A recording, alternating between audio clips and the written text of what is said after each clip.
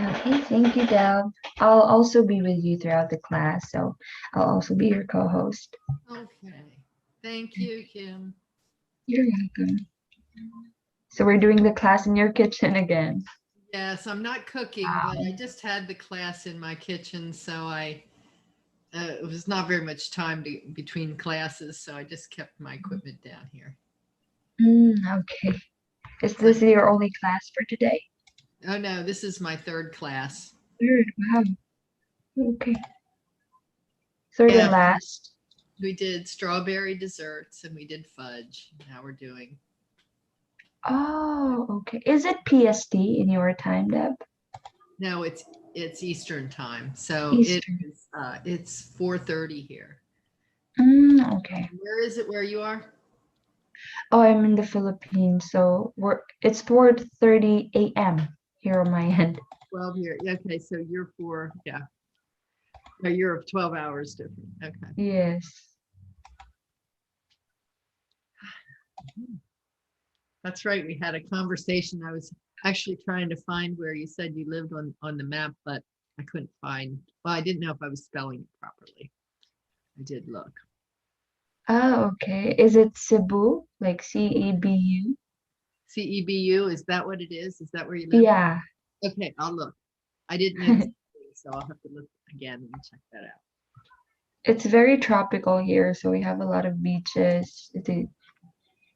That's what people are That's why they come. coming here for. So how does it feel to live there all the time on the beach? Is it really hot there right now? Not really since it's June, so it's rainy. Yeah. Storm actually. We've just had a storm. Do you live close to the ocean? Ah, yes, I do. Sometimes I work in like my balcony in front of the ocean sometimes. How nice. Yeah. Okay, I'll start admitting your participants. Okay.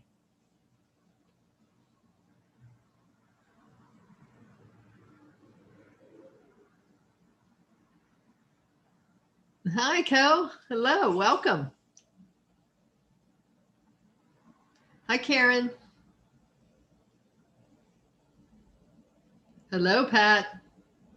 Hello.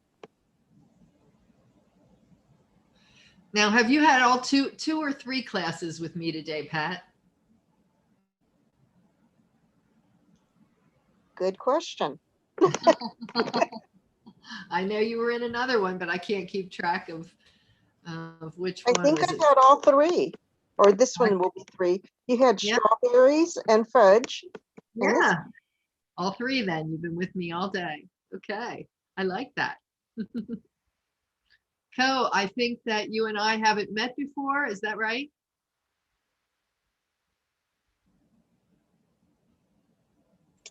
Okay. I'm sorry, I had to unmute my microphone.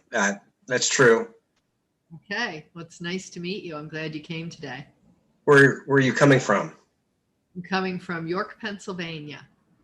Oh, How okay. about you? We're down in Pinehurst, North Carolina. Been through that area many times on the way to South Carolina, Hmm. of course. Hi, Ellen. Hello.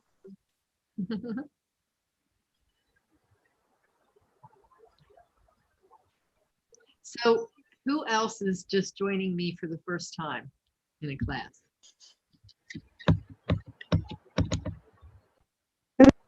Oops. Karen, I'm just joining.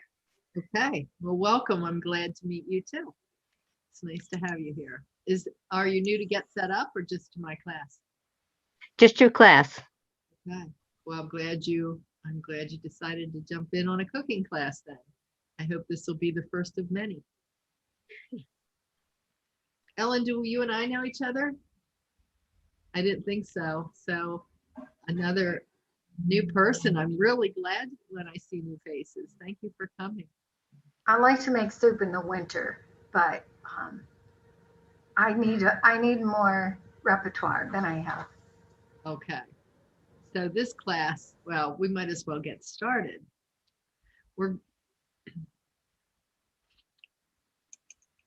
Won't get ahead of myself here too much. So I'll begin with just introducing myself. And this is a basics class. So this is about laying a flavor foundation for soups. So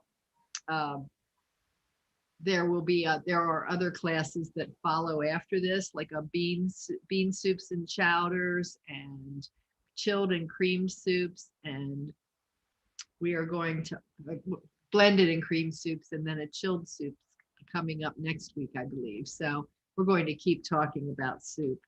And yes, it seems like a winter food. So that's why we're going to do chilled soups starting next week for the summer. So my name is Deb Livingston, and I'm your guide here on the East Coast in Pennsylvania. And I've been with Get Set Up for about a year now, a little over a year. I started working with teachers when I first came on board because they had to learn how to teach very rapidly remotely. So I was teaching Google Classrooms, and to tell you the truth, I much prefer teaching cooking because I really enjoy food and eating and growing I love growing organic produce, so I like using that in the kitchen. So if you've been around Get Set Up for a while, you know that we learn best when we're just talking together and learning together. And if you can keep your camera or put your camera on, that would be great. And always I want to invite you to feel comfortable to unmute yourself and ask me questions along the way, stop me, add ideas along the way. That would be great. We just want to have good conversation together. That's what sets us apart here at Get Set Up. And we are on live stream today, which means there may be some people watching this class, and I just want to say hello to them. Hello out there in live stream land, and invite you to join us in a class in the future so that you can participate in the conversation too. And if you are interested in getting a recording of this class, you can always email help@getsetup.io. But you should know that everything we talk about today, I'm going to send you a handout for or send you links. So you'll be able to get the details and you won't have to write everything down, nor will you have to sit through a recorded session. And if you like it that much, well, then come on back for another live session. And lastly, Get Set Up is not paid to promote any specific products or services. So just want to let you know that. I have some thoughts about today. These are the things that I wanted to cover. I want to talk a little bit about the benefits of soup, and they are considerable, and a few soup terms, because I think that when we're into cookbooks, we read some of these terms and maybe we skip over that term or we kind of forget what it is. So just a refresher on some soup terms. And we're going to focus much of our energy and attention on making broth and stock, because I believe that's really the basis for having a really good soup. Lots of people come to the class and say, you know, I make soup and I put all this stuff in it and it just tastes kind of bland. It doesn't taste that good. So why is that? Well, part of that has to do with the stock that is used to make the soup. And we will talk about some soup making steps. Now, every soup maker is a little bit of an artist, so we all do it a little bit differently, but there are a few steps that are commonly used in at least some soups that are out there. You'll recognize the steps when we go through them, but those steps are aimed at getting a good building of flavors and a good consistency, a good method for having your vegetables or whatever it is that you're putting into your soup get done at the proper time and in the proper way without being overdone or underdone. So we'll go over those steps. And with the time that remains, I will give you some recipes to try. They're nothing exotic. There's some basic recipes that are going to showcase the things that we talk about today. So one is a vegetable soup, and the other one, and that has beef in it, and the other one is a minestrone, and that is a vegetarian soup. So you can compare and contrast and decide which one you want to make. So with the size of our group, we really can kind of chat a little bit. I'm curious, what brought you to this class today? What are you hoping to learn?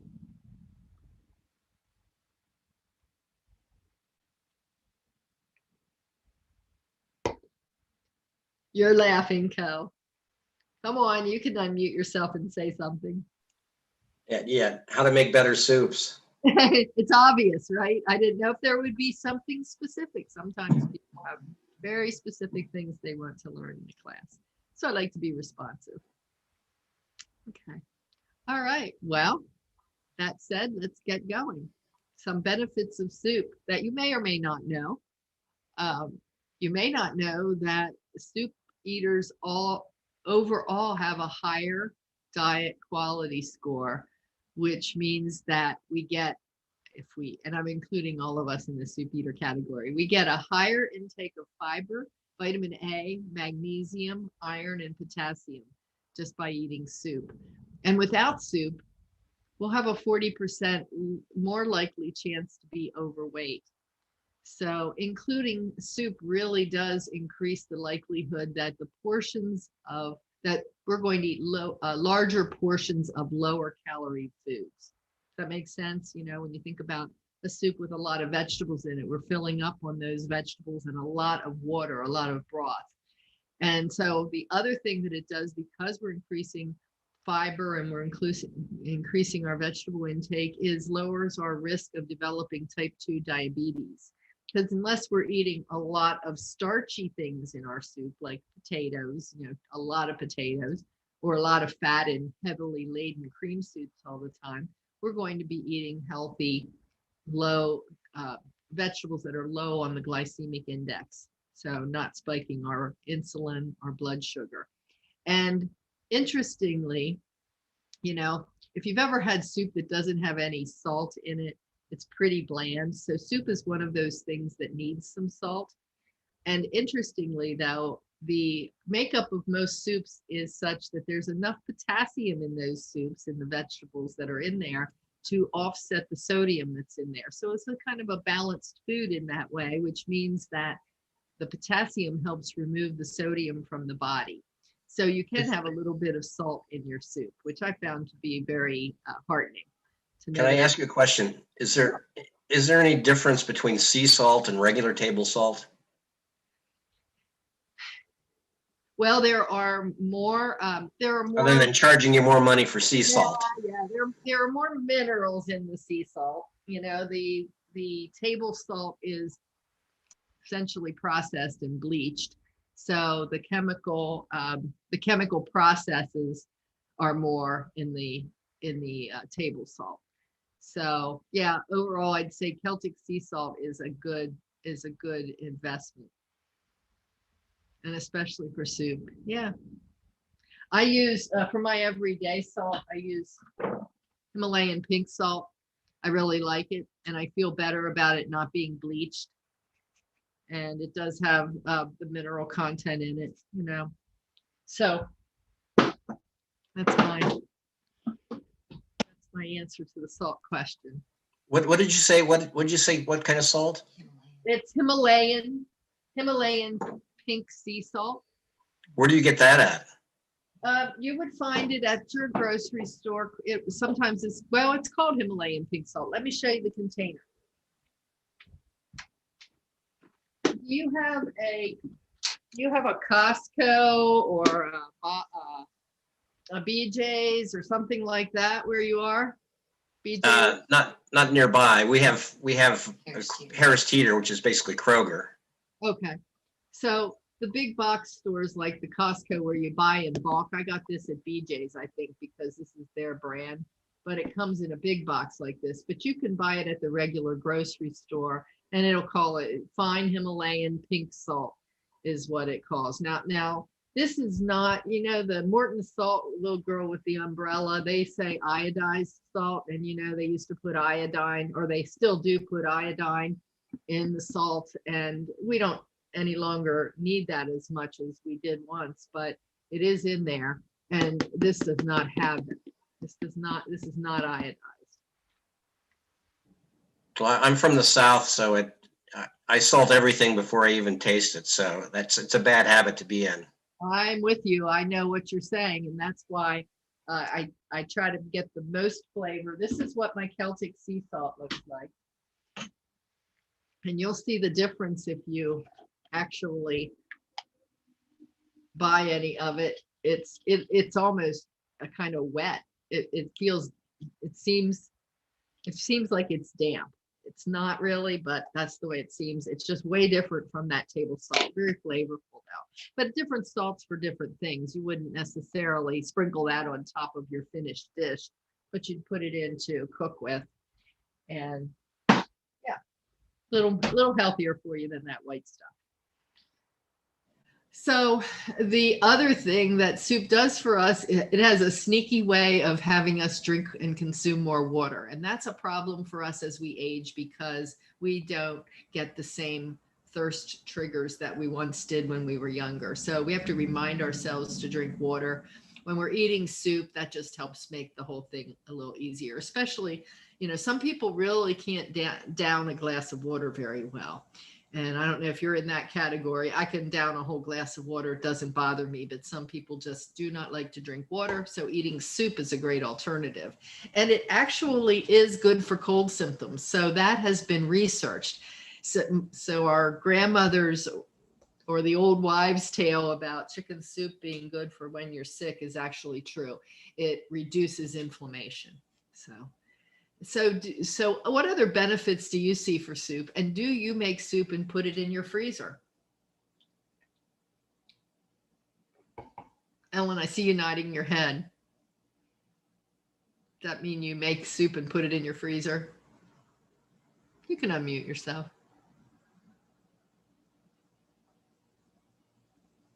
I know it takes a while. I do.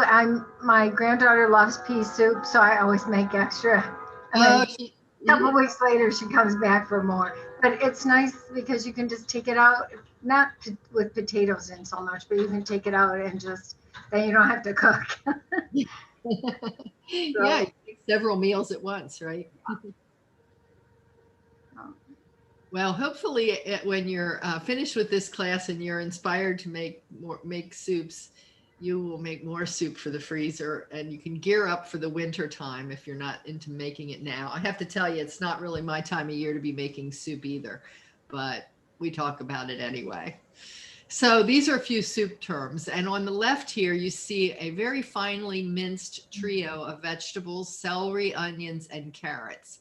Does anyone know what this trio is called when you use it in the beginning of a soup, when you saute these or sweat these vegetables as a foundation for your soup? Mirepoix. It is exactly mirepoix, absolutely. And there are versions of it for every culture. So in Italian, it's sofrito, and that might have leeks in it instead of onions. Leeks are a milder onion version. In Germany, it would be Supengren, and that could include things like, carrot. It's really like soup greens. It consists of a carrot and a piece of celery. It might have parsley, thyme, rutabaga, a lot of root type things in Germany, and onion. And then in Creole cooking, so for jambalaya and etouffee and so on, it's called the Holy Trinity. And in that case, we're substituting out the carrots for, anybody know what? What's in that Holy Trinity? Green pepper. So green pepper is the part of the Holy Trinity here, along with onions and some celery. So then we have this. So that's the real foundation for flavor in a soup here. And then we've got another opportunity to add flavor to the soup early on in its cooking that is added to the stock. And it is this. So what would we call this little bundle of herbs? Ever see this? Or I bet you know it. Ever hear of bouquet garni? That's what it is. And it could be any number of things. So it just means it's herb bundle. And then this classification of vegetables, herbs, roots. This is a little more obscure perhaps, or a little more broad. This is what adds more fragrance. So I'm giving you a little bit of a clue. What do you think you might call that? as a grouping? Aromatics? Ah, you got it. That's exactly it. The aromatics. So typically the aromatics get added in toward the tail end of the sweating process with the mirepoix. And the mirepoix is something that you sweat that in oil.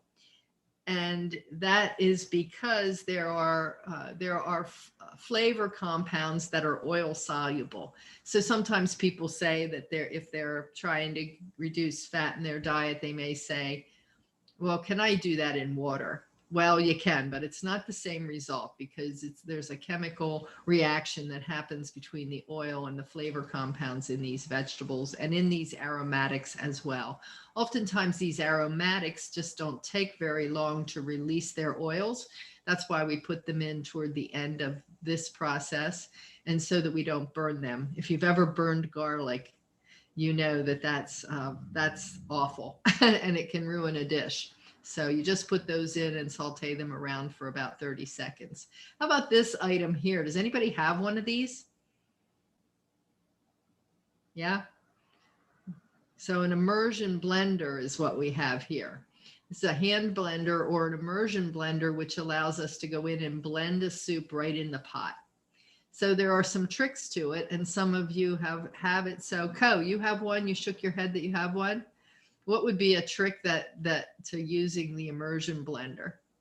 What do we have to remember in using the immersion blender? Don't pull it out of the soup while it's still running. What happens? Everywhere. It goes everywhere, yes. Have you had to clean your walls off before? Because have you had that happen? I've come close to making that mistake, but so far I have not created chaos. Yeah. Ellen, anything to add? You have one. No, I like it though, because it's nice for pureeing different kinds of soups where you want it to be smooth instead of chunky. Yeah. Now, when you puree your soups with this, do you puree them? You puree them all the way to smoothness or partial? It depends on what I'm making and Okay. who I'm making it for. I make it the way we like it. Okay. Yeah, I find this handy gadget when I am looking to puree it partially so that I have some creaminess in my soup, but also some chunkiness. I don't have the patience to puree the whole pot into total smoothness. And when I need that, into the blender it goes. Yep, me too. So, The hand blender is great for making smoothies. It's just so much easier than putting it into a blender. oh, great idea. Yeah, it's also really good for frothing milk if you don't have a frother for your lattes in the morning or in the afternoon or whenever you may drink your lattes. So it's a good milk frother. So a few other soup terms. I want to just create some differentiation between the terms broth, stock, and bone broth. And does anybody here already make their own broth or their own stock?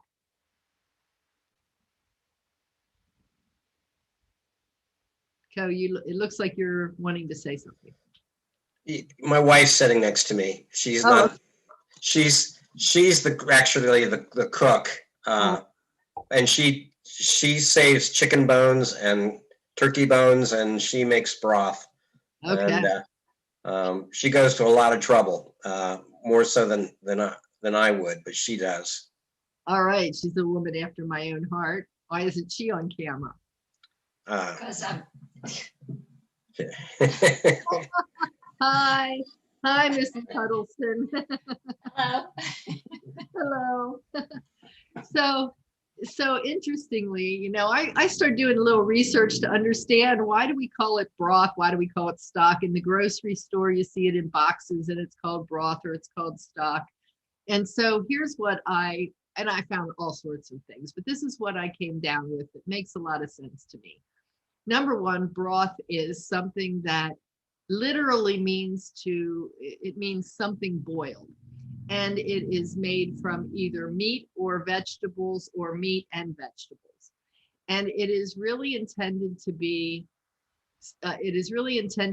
consumed on its own, sipped, okay, consumed as a broth unto itself. And that's compared to what we would call a stock. And so I'm going to say that your wife makes stock because she uses bones, and that is part of the definition of a stock. It's made with bones. It can just solely be bones, or it can be bones and vegetables, bones, vegetables, and meat, or just bones and meat. So it is intended to be a building block for soups and for other things like sauces, sauces or gravies. And so that's a little bit of the differentiation. And then this is something, as we'll see, gets more viscous. And your wife can probably attest to that, Co, that a stock will really get to be kind of thick. And bone broth then. How many of you have seen bone broth advertised lately in the stores? Yeah. Why are we making this distinction? Why all of a sudden are we seeing these boxes of bone broth out there? Anybody know? Something called bone broth. Yeah, it's become a real health product. So it, because of its contents of minerals and collagen, it's being touted as a broth to be sipped on its own for the purpose of nutrition. So many doctors encourage us to drink that to increase our collagen levels intake and to increase the level of amino acids and minerals and things. And we'll talk more about that. But that's a little bit of a marketing thing that's going on there. But that's why it's called, instead of bone stock, it's called bone broth. That's my theory, and I think I'm sticking with it based on the definitions that I've been reading and hearing and what I know about the health field.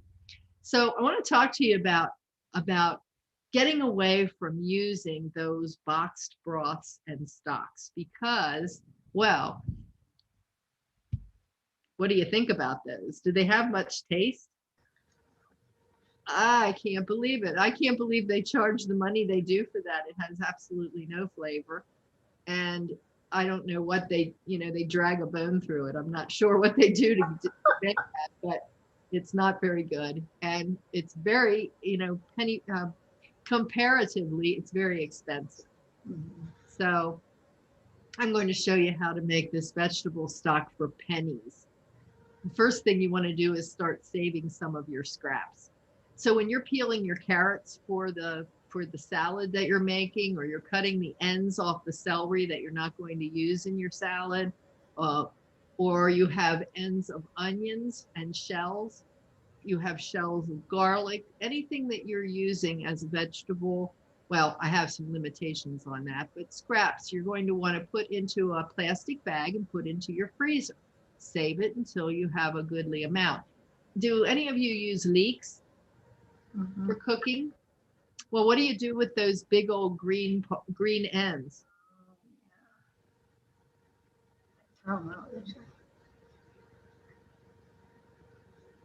Ellen, what do you do with your green ends? I throw them away usually. I know. Don't we all throw them away? And doesn't it seem like a waste because we buy those leeks and we pay for them by the pound?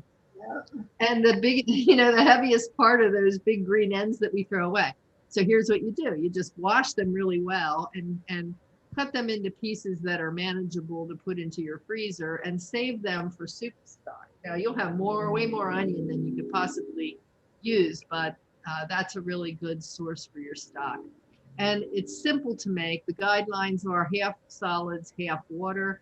And you can make it pretty quickly. You can make it in an hour on the stove and have it finished.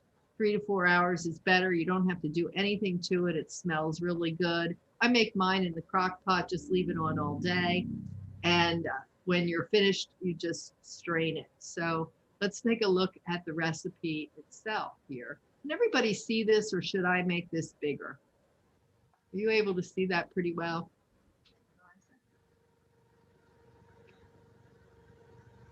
Can you make it a little bit bigger? There. Is that better? Oh yeah. Perfect. Okay, great. So here's what we got for ingredients. Now you are going to use a little bit of fresh vegetables. So one yellow onion quartered. Now just wash all your vegetables. That's all you have to do. You don't have to peel them. And so you want a yellow onion, 2 cloves of garlic. Again, don't peel them. 3 chopped carrots. It's okay to leave the tops on as long as they're not rotten. Sometimes you have carrots in the refrigerator. They still, cut off anything that's brown and doesn't look good. And then 3 cups of these veggie scraps that I was talking to you about. And all of this is a suggestion. I don't measure. I rarely measure anything, but you can start with measuring until you get the hang of it.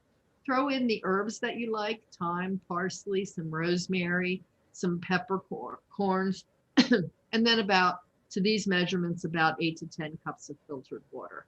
Filtered water only saying that if you have good tap water, that's fine. You just don't want off-tasting water. It'll affect your broth. So these are the vegetables that are ideal for scraps. And again, I'm sending you all this detail. So if you're feeling like you have to take furious notes, don't worry, you'll get all of it. These are the kinds of vegetables that go really, really well. Even your wilted greens, your lettuces and things, if you're just getting them past the point of wanting to eat them in a salad, you can throw them in your stock, celery ends. And so you bring all of that to a boil and then reduce it to a simmer and cook it for that time that we talked about. And then just strain it through a strainer and get rid of the solids. They're not good for anything. And allow it to cool. If you make a really substantial amount, a big volume, if you double or triple, you might want to put ice cubes in your sink, pour your stock or your broth into a cool pot and put it into your sink to cool it down faster if you would like. Don't put a huge quantity of a hot liquid into your refrigerator. It cools or heats up your refrigerator too much.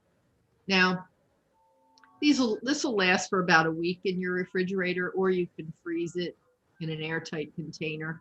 Actually, vegetable broth lasts a little bit longer, but you usually can tell the smell test. So you might want to avoid some of these vegetables. Other people have said that they've used these and they like it, but just be aware that cruciferous vegetables, things in that family like broccoli, kohlrabi, cauliflower, and so on, those all can impart a more bitter flavor. So just kind of watch that or keep it minimal until you decide whether you like it or not. Same thing with asparagus. Asparagus can be very strong tasting. But hey, if you're planning to make a cream of asparagus soup, you might want to use your asparagus ends in a broth so that your broth has that flavor. Then you also might consider leaving out things like potatoes and corn because that would make your broth cloudy. So I'll show you, I do happen to have some. And the other thing, this is so inexpensive to make that it's like an insurance policy. If I have it in my refrigerator and then I don't use it, I don't really feel all that terrible about throwing it away. So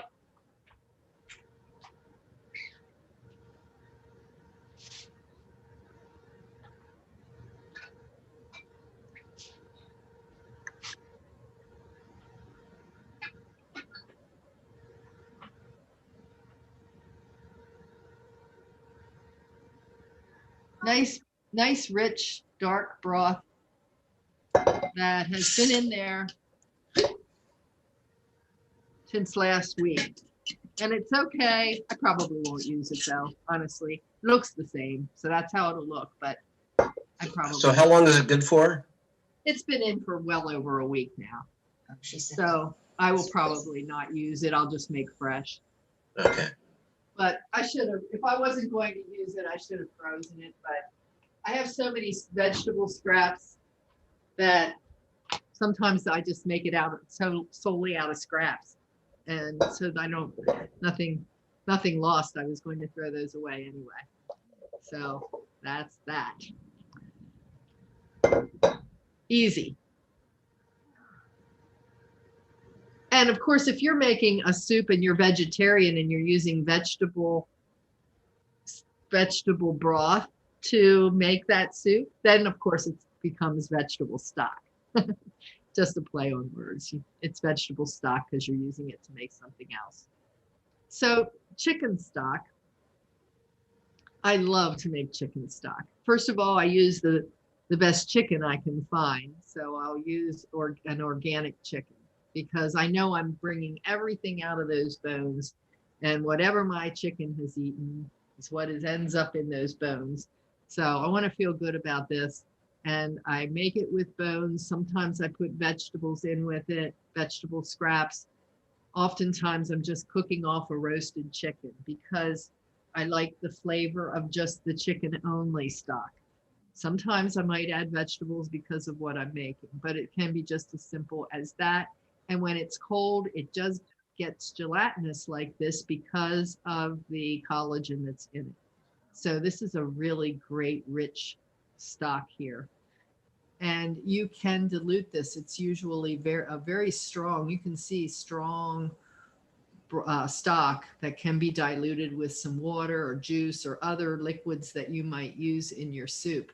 And one of the things that is a tip that I like to pass on is that this is what happens when you let the stock cool in your refrigerator. All the fat goes to the top. And if you put your big pot in, then you're going to have to remove that fat in order to get to your stock and to package it up. But I like to immediately put my stock that I'll be using in the refrigerator into a jar while it's hot, while it's warm, and let that fat go to the top of the jar. And the reason for that is because it will keep that stock preserved for a longer period of time. It creates a seal over the top of the stock. So hang on to that as a preservative. And you can use that chicken fat. If it's a good organic chicken, you can use that organic chicken fat for other purposes if you would like. Or if you're watching your fat, you can always scrape that off and not use it. But as soon as I scrape it off the top of my jar, I know I need to use my chicken stock within the week or within the next several days even, because it will quickly go bad then. So I freeze it a lot. So what's the recipe for this? We've got, advance that a little. Bones from 1 or 2 chicken carcasses and some filtered water. That's it. Then these are the options, very much like with what we did with the vegetable broth. Onion, carrots, celery, parsley in here would be good, and some peppercorns. You can throw in a splash of white wine. And then a couple of interesting things here. If you add a splash of apple cider vinegar, which I would recommend, you will have a better stock. Now, why would we add vinegar to a stock? Any thoughts about that? Doesn't sound like it would taste very good, but it's just a splash. It's as a preservative? That's a good thought, but no. No. It's Tried. no, it was good. I'm just teasing you. Yeah, it's a preservative for so many other things, right? When we pickle things. The reason why we use apple cider vinegar is because it will leach the nutrients out of the bones. So that's the purpose. So you will see vinegar being used a lot in stocks. And then you can, if you're willing to go through the process, add chicken feet to your broth. They're very high in collagen, connective tissue. They make a really rich broth. I know my Latina friend always puts chicken feet into her broth. And I would just say, if you're from a culture that doesn't use chicken feet, normally, if you would decide to experiment with them, I would suggest you get ones that are already cleaned. So you can also use the heads. That I don't know about that. And the necks of chicken and the hearts and the gizzards. But what's the one organ that you wouldn't want to put into your stock? Karen, were you saying something there? You were guessing. My wife says liver. Karen, is that what you were going to say? Liver? That's right. What happens? Tastes terrible. Yeah, gets really bitter, doesn't it? Makes a bitter taste. In fact, my girlfriend, we share a canner, a large canner, and she pressure cooked pork bones and made pork stock. And she made the mistake of putting the liver in with that. And I didn't know she was making it. I didn't know until it was finished and we were tasting it. And I said, she looked at me and made kind of a funny face. I said, "Is there liver in there?" And she said, "Yeah." So that sort of spoiled that pork stock. All right. So you're going to put those bones in a large pot or a crock pot, cover them with water, bring them to a boil, and then skim off some of that foam that comes to the top. And if you've got it in a crock pot, just turn it down to low. And now kind of cook this for 8 to 24 hours. So this is long and slow. And if you do put meat in this, you would want to retrieve the meat out. If you want to use it for something else, retrieve the meat out after an hour or after 50 minutes or something, and whenever it's done, and use it for another purpose. Don't let it in that whole time, or there won't be anything of any value left in it. And you can add parsley during the last 10 minutes, strain it. And then, as I was mentioning, just either preserve it in the refrigerator with the fat on top or divide it out and freeze it. Now, Ko, you mentioned that your wife makes turkey stock. And I just want to ask her a question. I want to ask her if have you ever made turkey stock that got cloudy? Versus kind of clear. Yes. Yeah, it does get cloudy sometimes. Yeah, so that happened to me one time, and when I made it, and I had to look up why that was happening, because for whatever reason, a lot of times it just doesn't matter because of what I'm making. I don't really care, but I wanted to find out. And what I learned was that there is something particular to turkey that if you bring it to a boil, a vigorous boil will create that condition. So turkey bones should not be brought to a boil. So I'm going to try that next time and be kind of careful and pay attention to that. Has anybody else had that experience or know anything about that? Yep. So just think about it next time and see if it makes any difference to cook it without boiling it. And then we have the beef bone broth. If you want to, you can use this as a soup base as well, but you could drink it if you wanted to as a health tonic. And it's made from a variety of beef bones. And that's because they all have their strengths. So if you are making I'm looking for my little list of information here. The bones themselves are really rich in calcium, magnesium, potassium, phosphorus, and trace minerals. And so they're all the things that we need to build our own bones. And then the connective tissue gives you glucosamine and chondroitin. And those are the things that we know supports joint health. And the marrow here provides vitamin A, vitamin K, and minerals like zinc, iron, boron, manganese, selenium, and also omega-3 and omega-6 fatty acids. Again, this would be, if you can find grass-fed beef bones, that would be all the best. So these parts all contain collagen as well, and that's what turns into the gelatin that we see here. So different kinds of beef bones will have more or less of those ingredients that I just mentioned. And the process is somewhat the same. There are a couple of differences, or a couple of additions, I should say. In this recipe, we're looking at 10 pounds of beef bones, and to that would be the 4 carrots, 2 onions, a couple of heads of garlic. Those are whole heads, not cloves. And 6 ribs of celery, 4 bay leaves, 1/4 cup of black peppercorns, and again, some apple cider vinegar. And where we start with this is in blanching the bones first. Now, not everybody does that. You can decide. The nice thing about blanching the bones is during the blanching phase, you get rid of some of those impurities and the yuck stuff that's on those bones. It bubbles up. and it's kind of brown and not very attractive. So if you boil them for 15 to 20 minutes and drain and rinse them, you get rid of all of that. And then you can go ahead and roast those bones in roasting pan for about an hour. You check about halfway through and toss them around a little bit along with the vegetables if you're using them. So just roast everything together and then put them back into a clean stock pot. Depending on how big your pot is, you want to make sure you can cover everything with water. So you might need to use 2.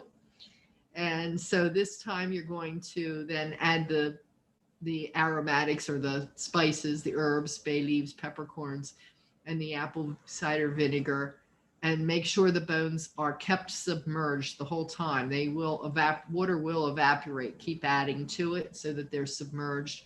Bring it to a boil, simmer it again for at least 8 to 12, but 24 is even better. I have to bring this down a little bit. And then strain it and do what we did with the others as well. Just let the fat come to the top and keep it in the refrigerator or go ahead and freeze that. I really like to keep it on hand frozen, and I freeze it in container sizes that for me make sense for what batch of soup I'm going to make or the amount of soup I'm going to make. So I can just take the broth out. The other thing that you can do, you ever have those recipes that call for a 1/4 cup of broth or a 1/2 cup of broth or 1 cup of broth? You can use much smaller containers. You can even use ice cube trays and pop them out of the ice cube trays into a baggie. And that way you'll never have to buy that can of chicken broth or stock and put the hole in it and have all of that left that you're not going to use. So those are some ideas for just storing your stocks. All right. So let me take a deep breath and a sip of water and give you a chance to get a word in edgewise. Any questions or thoughts?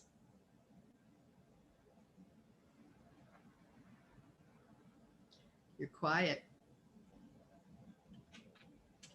Okay.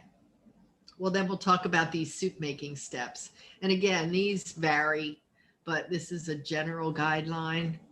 And it goes over some of the things we've already talked about. But first we sweat those aromatics, that mirepoix that we talked about, in fat. And this could include meat too. So you might recall that you've seen soups where you will saute some bacon first and then use the bacon grease. So you can do that. Or pancetta is another one that is often used in Italian soups. So that would be the mirepoix, and then adding some of those aromatics that we talked about, otherwise known as fragrant herbs or spices. So they get mixed in a little bit. Then the next thing is to add the vegetables and any legumes that we might be using, beans. And that could be, depending upon what you are cooking, you might decide that if you have beans that have been soaked but not cooked, you would put them in here and your soup would cook for a very long time.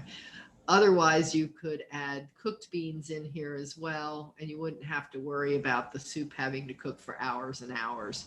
So my suggestion, unless you're trying to achieve that kind of quality, is to maybe do your soak and cook your beans beforehand and add them at least partially cooked to your soup, but it's up to you. And then adding your stock and your vegetable juices, water, whatever it is that you want to do to flavor your soup. Cook it, and as things rise to the top, you skim it. And toward the very end, you add in cooked meats and cooked pasta, cooked grains, and then additional herbs and spices and greens like maybe spinach, something like that you would like to keep a vivid green. Of course, if you have leftovers, they don't stay vivid green. But it's why would we want to cook pasta ahead of time and add it to the soup toward the end?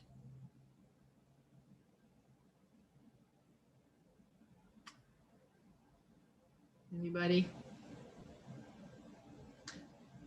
So if you add uncooked pasta to a broth or a stock rather, you're going to get a lot of starchiness, right? And so it'll get just thick and starchy. And sometimes maybe you prefer that, but you'll notice that with noodle soup, you'll get that really thick, and it will still do that when it's left over. It's going to continue to absorb water.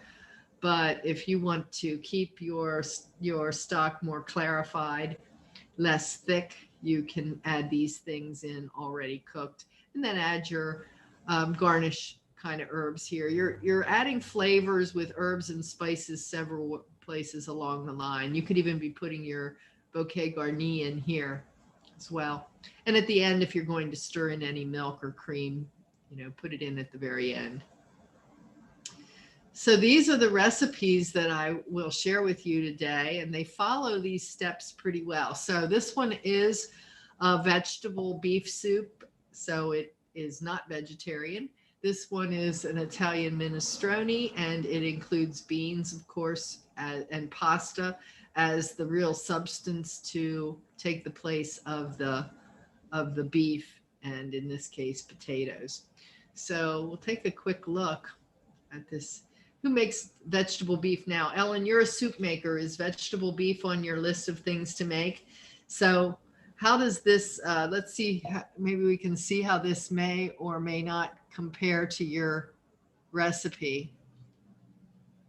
So we've got 1.5 pounds of beef stew meat that we're going to, let me see if I can have my computer in the way of my scroller here. Okay. Let's go down to the instructions. Just looking at overall at the ingredients: onion, carrots, celery, garlic, and here we can use either beef or chicken stock or broth. I'm calling it stock, but tomatoes, basil, oregano, thyme, potatoes, green beans, corn, peas, parsley. Could be almost anything. Does that look like your ingredient list pretty much, somewhat? Yeah. If you're talking, you are muted. I can't tell because Ellen, your face is cut off from the from your nose down, so I can't tell if if your mouth is moving. There we go. Okay, good. Yeah. It's almost exactly the same, and because there's only 2 of us, whenever, like, if I've overbought vegetables and we haven't eaten as many as we normally do, then this is what I do. Make vegetable soup and put it all in. We don't waste it then, all those like good produce. Perfect. And yeah, just can use almost anything that you have available to you. So the beef is patted dry and cooked ahead of time, sauteed ahead of time, and then taken out in this recipe. Now, sometimes you might just put everything in at once. I have always done it that way, but this is a different way. And then you're doing your mirepoix, adding in the broth and the tomatoes and the beef and everything at this point, bringing it to a boil, and then simmering it for about 30 minutes, adding the potatoes. This is a lot of add-ins, but it's added in it's added in by cook time for each of the vegetables. So the very last thing that's added in is the corn and the peas, because they're pretty much already cooked. They only need to be warmed through. That's the vegetable soup. Do you eat vegetable soup at home, Karen? Do you make vegetable soup?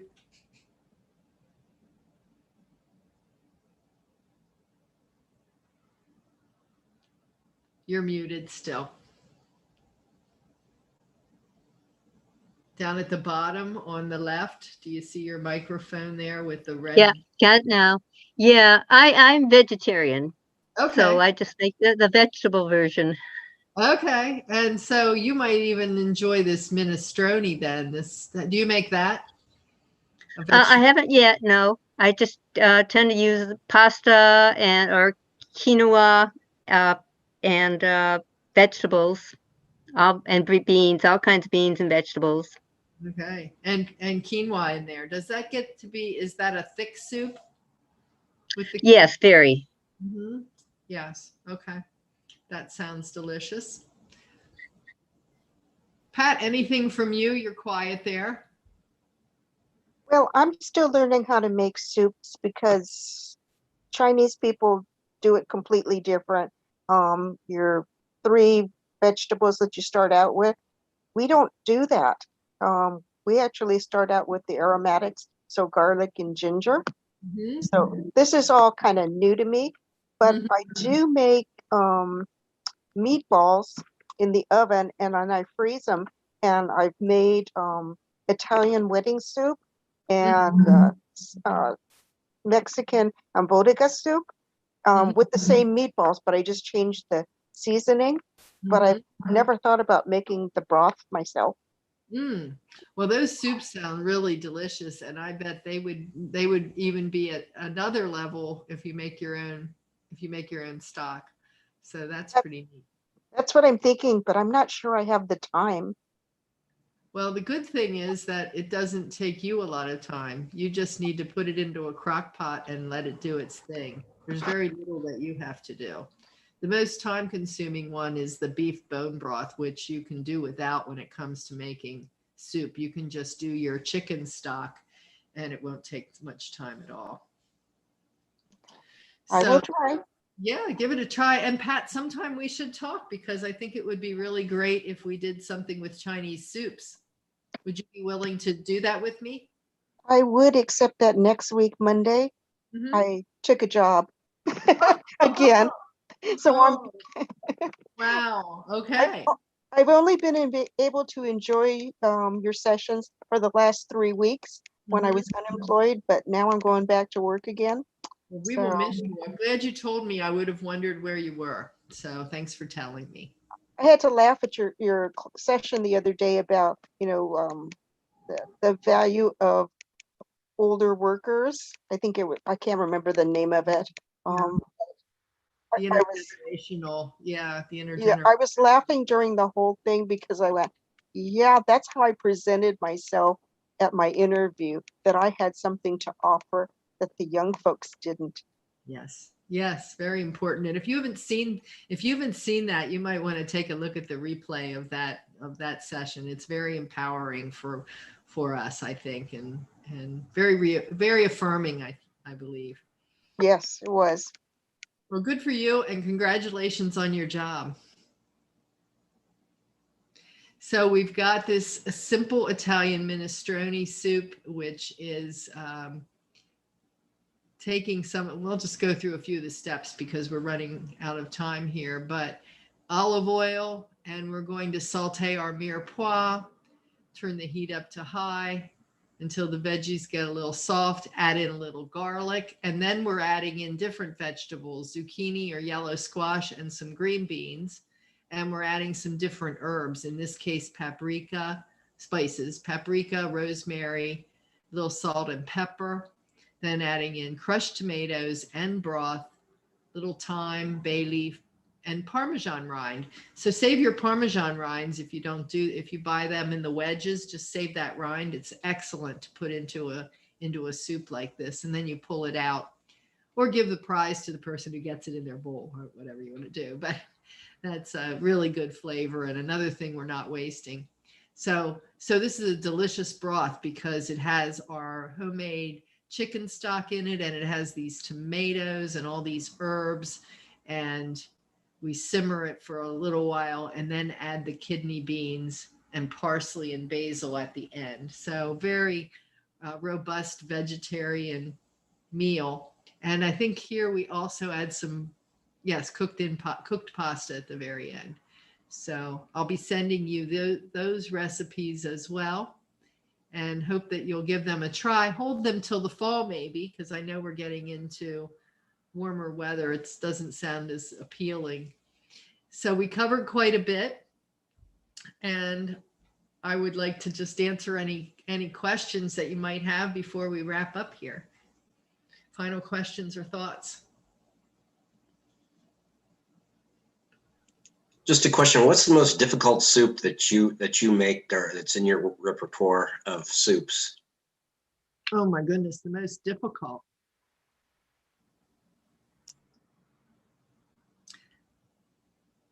I don't think I have a difficult one. I think they're mostly just, some of them are more step intensive. Does that make sense?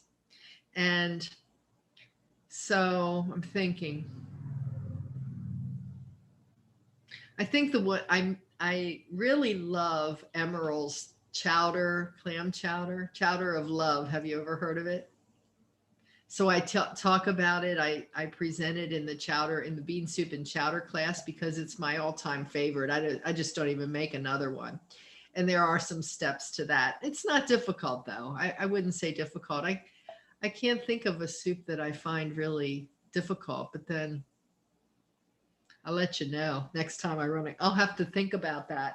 What made you ask that? Do you have one that you make at your house there that's particularly difficult?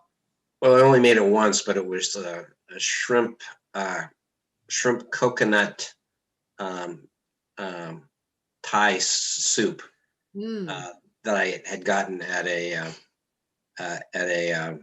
kind of a mixed restaurant, and I went online and found a recipe for it, and it took me almost 6 hours to make it. But oh my gosh, what was the most time-intensive thing? I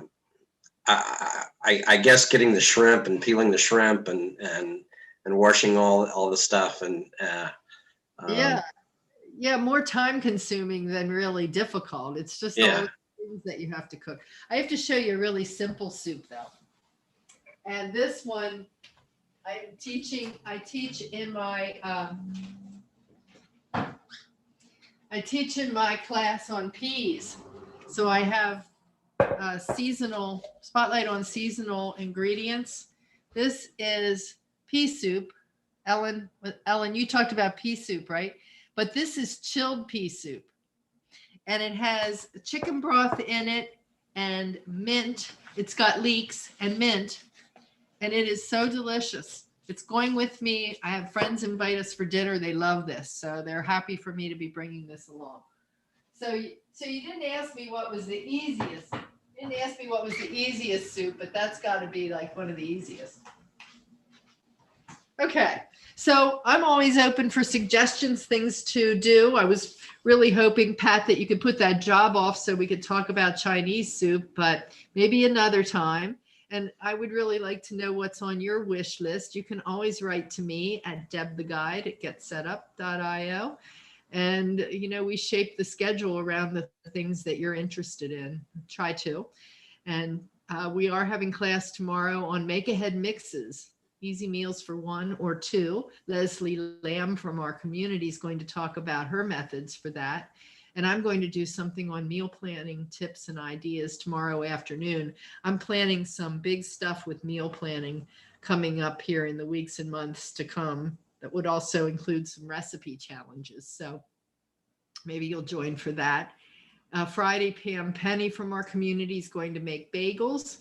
And tomorrow afternoon, I always like to talk about food and cooking in an open session. That's sort of whatever it is you want to talk about. And I also want to invite you to look online at this Lunch with Marge. She just has an open forum. If you're looking for somebody to have lunch with, they get together and have a great time. So it's Lunch with Marge, and I'll put it in the notes for the email that you receive after class. So I'll go ahead and give you the recipes that we talked about. And the trade-off is you give me some feedback about this class, and I'll send you the link to Marge's lunch tomorrow. And you can always go here and view the schedule. You can type my name in if you want to see the other classes that I teach, or you can type a topic in. And I'll suggest a couple of other classes that you might want to be interested, or that you might be interested in attending. And when you do sign up, think about inviting a friend, because we love to grow the community. And likewise, if you have an organization in your community, we work with government organizations, we work with Medicare, we work with senior living programs and YMs and YWs. So that's how we can perpetuate what we do here. any ideas, helpitgetsetup.io, just let them know. And as well, if you want this recording or you want to even host an interest group or co-host, I'm always looking for somebody to share sessions with. We just did that. Pat was there for strawberry desserts and favorite fudge recipes, where we showcased community members' favorite recipes. So enough about that. I've talked enough. Thank you for being patient and listening through all of that. I really appreciate it. And I hope that you enjoyed this class. Thank you. Thanks for Deb, if coming. there's any new people, if they don't receive your class notes, they can always go through the help. And that's what I'm having to do because I never receive your class notes. You But if never get them? No, I don't get them, but I send it to the help and I give them a list at the end of the day of any of the classes that I took. And then they send me the recording and the recording has them attached. I wonder why you're not getting those if you get them from in that way. Okay. It's odd. They when I talked to them about it, they said that they're trying to figure out why a bunch of us are getting that. Okay. So, All the things that are part of being a startup and a new organization that we have to iron out. Thanks for being patient with that. And we'll always get them to you. It just could be it could be a circuitous route. So yes, thank you. and actually it's even better because you can listen to the broadcast as many times as you want if you ask for it through the help. Okay. Thank you. Who would want to listen to me so many times? But that's a good thing, I guess. I've actually listened to you a few times on some of the sessions and I go, oh, I missed that the first time. Well, that's a good point. Good. Well, I'm glad we have those available for that purpose then. Yep, it's great. Okay. Thank you again. Have a wonderful evening, everyone. I'll see you the next time. Bye. Bye-bye. Good luck, Pat. Thanks for coming, Karen. Thank you. You're sitting there. I have to ask you because you're sitting there. Tell me where you are. You're in a very surreal surrounding because it's dark behind you and you're all lit up, and it just is an interesting. You're just in an interesting space there. Oh, I'm just in a darkened room is all. You're just in a dark room. Where are you from, Karen? I'm in Michigan. You're in Michigan. Okay. Well, Yeah. I've been to some of my classes. You're there, aren't you? I've seen you before. Probably, yeah. I tend to be not very much participatory. I like to just listen. That's okay. And I just wanted to spend a minute and say hi to you and thank you for coming because I know that you are a little quieter, so I don't want to call on you if you don't wish to be called on. But at the same time, I know that sometimes when